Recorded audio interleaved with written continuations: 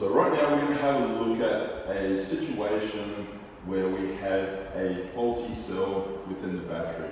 So for example, a high internal resistance which is causing one of the cells to be weak, which causes the vehicle to have a much shorter range. So there's a few things that we need to look out for this, and it has an effect on how you would work on the vehicle as well. So what we often find is people will go through, discover that the battery has some weak cells, they need to be upgraded or refitted, so new ones fitted. And the problem is if you just take the battery out, lay it on the table, on a bench, and think that you can go along and measure all of the cells to see which ones are the weak cells and then switch them out. The problem is you might not be able to recognize those cells just by sitting on the bench, because we're talking about a resistance within the battery. Obviously, we can't measure the internal resistance of a battery cell because it's a battery, it's a power source. So the only way that we can tell if the cells have a high internal resistance is we need to calculate that. So we can measure voltage and we can measure current. So with the combination of those two, we can then calculate the internal resistance. So if you just take the battery out, put it on the bench, and then measure the voltage, it might actually show that that it will have the same voltage. We need to put it under load. So you need to do these sort of tests before the battery comes out. So I'll bring up the scan tool. We've got a diagnostic situation here which I've tripped a fault inside the unit. I'm going to have a look at what that means. So I'll bring up the scan tool again, go to system values and the cell monitor. So as the battery is sitting there, it's not under load. We can see that the cell voltages are very close to one another right now. And this is what I mean. If the battery is not under load, we're not going to see any difference here.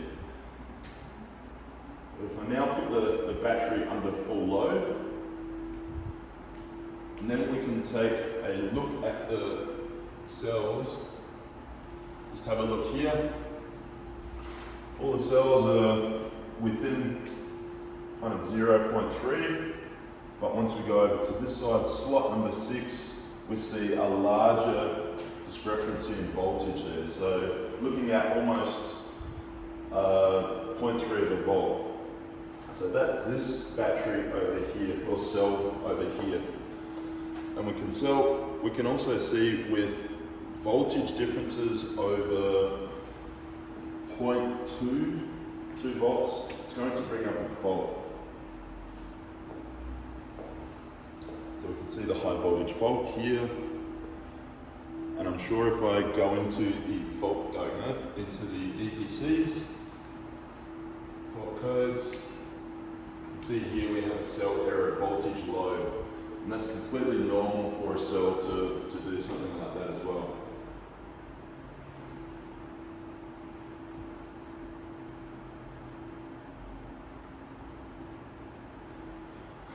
What you might also find interesting is when we put the battery under load, we're going to see that the voltage goes much lower than all the others, but if we go into regeneration mode as well, we'll see that the battery is also higher, well, in this case not a huge amount higher, but it is higher as well. And that can go also much higher in certain cases as well. So that's just to say that we need to find out some information before we pull the battery out. Try and get as much information as possible. You can see here, when we've stopped and stabilized, it's hard to tell the difference between all of these cells if there's any voltage difference. So that's going to say we found the cell that we're going to replace, or the number of cells that we're going to replace. We need to do something called a cell balance now. So if you go to spare parts and you get the cells that you want to replace, they might have been sitting on the shelf for a number of months.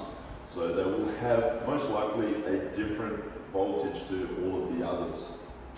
So That's really important when we fit the battery. We've seen that it causes a DTC to occur. And so if we put a cell, this one here just so happens to have the exact same voltage as the others that we want to replace. But essentially the process would be here. This is our cell balancer. We install one cell or one module to the unit, and we can adjust the voltage to the average of all of our voltages that we have in the battery at the moment. So we can see here our average voltage is 4.01, and that's what we wanted to get here as well. So we can set that for any voltage that we like. So this battery was just running, so it's got a relatively high voltage. We'll put that here.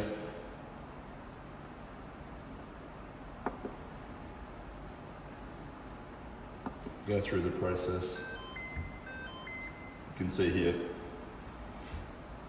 as we had the exact same voltage as we required, it was balanced immediately, but that will go through a process of charging the battery up to a voltage, but then we know that we'll get a surface charge on that cell.